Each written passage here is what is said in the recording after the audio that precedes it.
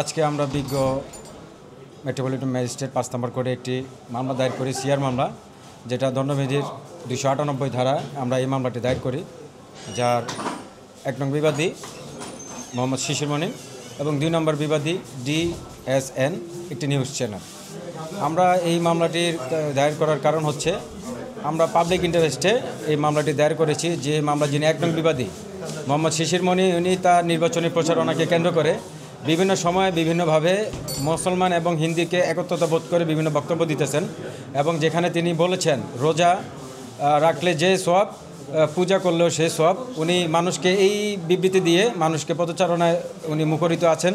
কিন্তু এটা আমরা ধর্মীয় গুণ থেকে অবশ্যই আমাদের ধর্মীয় নীতি নৈতিকতার পরিপন্থী, এবং আমরা একজন মুসলিম সম্ভ্রান্ত পরিবারের সদস্য হিসাবে আমরা এটা বিশ্বাস করতে পারি না। এবং বাংলাদেশ দণ্ডবিধি ২৯৮ ধারা অনুযায়ী এটি একটি দণ্ডনীয় অপরাধ। সে কারণে আমরা বিজ্ঞ আদালতে উপস্থিত হয়ে আজকে আমরা তার বিরুদ্ধে এই মামলাটি দায়ের করেছি।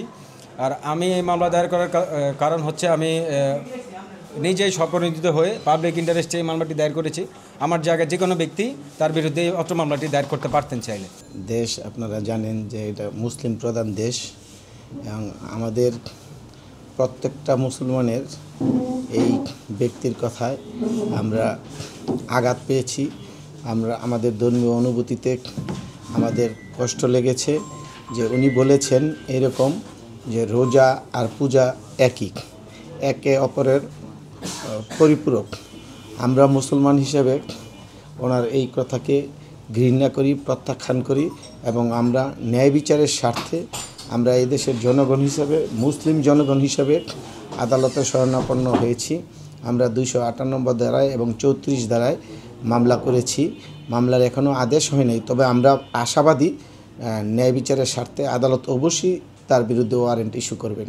কারণ এই দেশের প্রত্যেকটা মুসলমান তার ধর্মকে বিশ্বাস করেন এবং ধর্ম পালন করেন।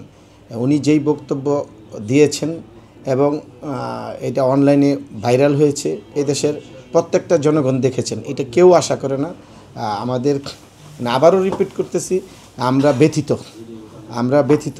এরকম আমরা কখনো আশা করি না। আমরা বিশ্বাস করি ভবিষ্যতে আর এরকম কেউ দুঃসাহস করবেন না, এবং আদালত অবশ্যই ন্যায় বিচারের স্বার্থে ওয়ারেন্ট ইস্যু করবেন।